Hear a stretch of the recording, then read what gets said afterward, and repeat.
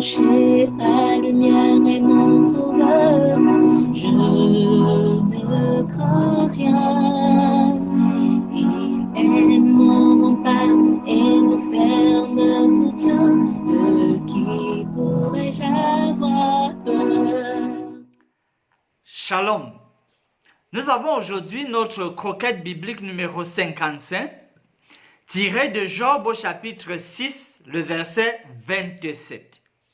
Il y est écrit: Vous accablez un orphelin, vous persécutez votre ami. Job se considère comme un orphelin et se sent accablé par ses amis. Dans la Bible, Dieu a un intérêt particulier sur les orphelins. C'est le genre de personnes avec qui il ne faut pas s'amuser. Pour Dieu, les orphelins. Tenez-en vous-même par quelques morceaux choisis des versets suivants. Dans le psaume 82, verset 3, il est dit « Rendez justice aux pauvres et à l'orphelin ».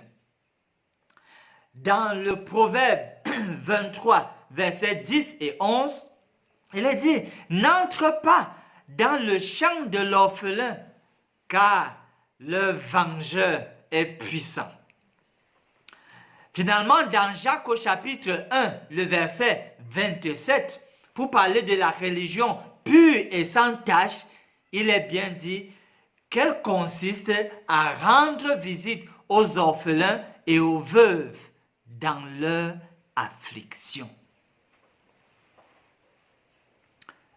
Dieu a un grand intérêt, un regard spécial. Et Job ici se compare à un orphelin. Parce qu'en réalité, les mots tels que pauvre, faible, humble, affligé, orphelin, même famille de mots, c'est des gens pour qui Dieu a un intérêt tout à fait particulier. C'est donc un commandement divin que de s'occuper de ce genre de personnes. Et dans notre perspective des soins spirituels, notre compréhension claire, c'est qu'en fait, c'est un commandement de Dieu, s'occuper des personnes malades. En guise de promesse, et pour davantage asseoir l'idée selon laquelle les soins spirituels, ce sont des recommandations, ce sont des commandements de Dieu. Dans Matthieu au chapitre 25, à partir du verset 34, voici ce que dit le Seigneur. Alors le roi dira à ceux qui seront à sa droite, venez, vous qui êtes bénis de mon Père, prenez possession du royaume. Et vers la suite, là au verset 36, il dit, j'étais nu et vous m'avez vêtu. J'étais malade et vous m'avez visité. J'étais en prison et vous êtes venus vers moi. S'investir dans les soins spirituels est quelque chose de divin.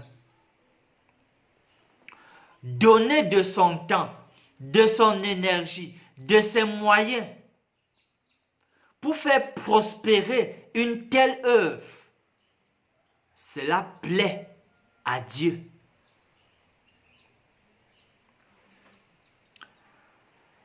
Qu'importe votre situation, s'il vous arrive de vous considérer vraiment comme un orphelin, comme un pauvre, comme un laissé pour compte, comme un affligé, sachez que vous comptez énormément pour Dieu et que vous signifiez beaucoup pour lui. et que nous autres, nous avons cette obligation, ce commandement-là, à prendre soin de vous. Nous sommes les mains de Dieu à votre endroit.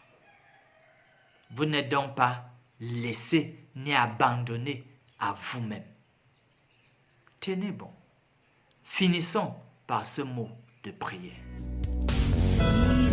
Nous venons à toi, Seigneur, en reconnaissance de ta sollicitude à l'endroit de chacun d'entre nous. Notre désir est que tu fasses de nous des enfants de Dieu qui sont matures et peuvent manifester de l'amour sans discrimination.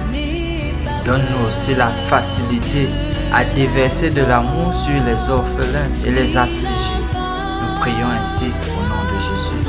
Amen. Espérons l'Éternel, mon âme, espérons l'Éternel, qu'un chant s'élève au Dieu du ciel, qu'un chant s'élève au Dieu du ciel,